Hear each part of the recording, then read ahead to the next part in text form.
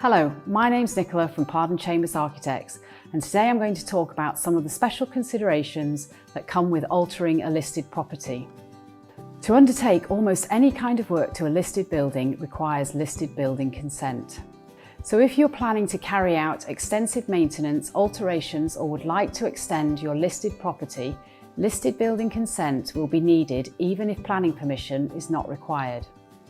This will usually require the input of an architect experienced in conservation or a specialist heritage building consultant to guide you through the appropriate choices of materials and methods of repair to preserve the character of the building. Repairs should generally be done using the same materials and techniques as the original building to avoid changing the character.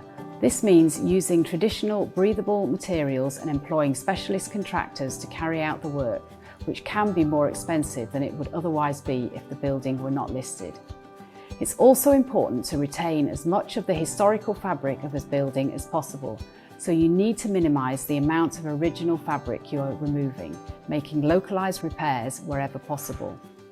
One of the aims of building conservation is to ensure that historic buildings remain in use so that they will continue to be maintained and looked after.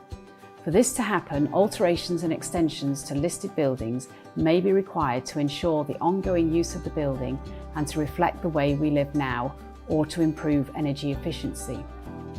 It's important to remember, however, that retaining as much of the historical building fabric will be required, so large open plan spaces may not be possible in a listed house. Having said that, it might still be possible to sensitively extend the house to achieve the spaces required.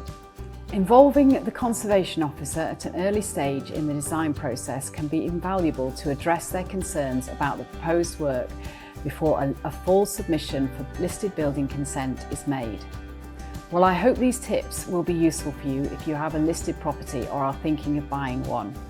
Please follow us on social media for more tips about your building project.